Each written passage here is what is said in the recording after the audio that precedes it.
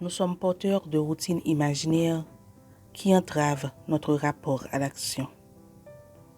La corde invisible.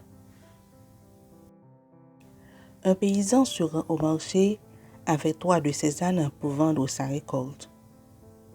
La ville est loin, au moins 3 jours de marche. Le premier soir, il s'arrête pour bivouaquer à proximité de la maison d'un vieil ermite. Au moment d'attacher son 3e âne, il réalise qu'il lui manquait une corde. « Il faut absolument que j'attache mon âne, se dit-il. Sinon demain, il se sera sauvé dans la montagne. » Après avoir solidement attaché les 2 autres, il monte sur son âne et se dirige vers la maison du vieil ermite. Arrivé, il demande au vieil homme s'il n'aurait pas une corde à lui donner. L'ermite ne possède rien, car il a depuis longtemps fait vœu de pauvreté et n'a donc pas la moindre corde.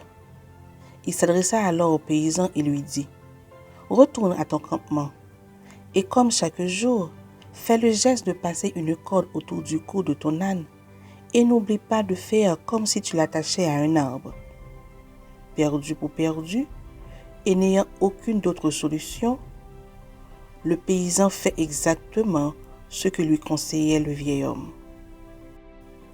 Le lendemain, dès qu'il se réveille, le premier regard du paysan est pour son âne.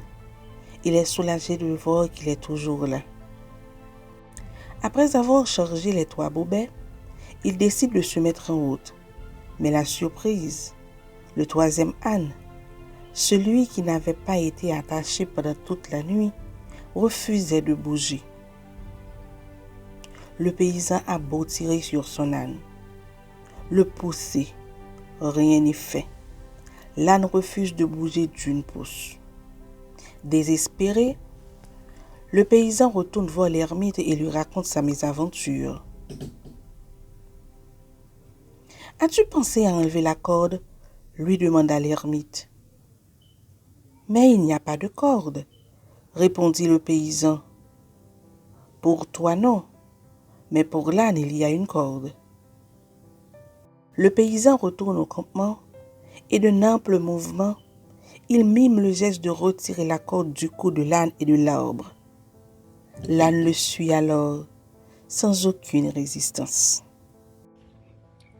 Ne nous moquons pas de cet âne.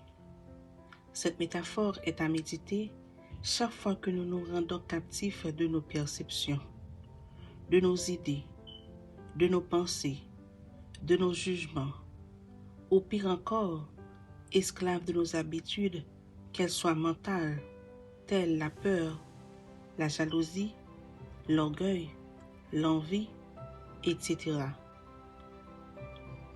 Souvent, nous nous attachons à l'arbre nous-mêmes et rendons l'autre ou les autres responsables d'une servitude imaginaire. Dans tous nos actes, nous avons toujours le choix.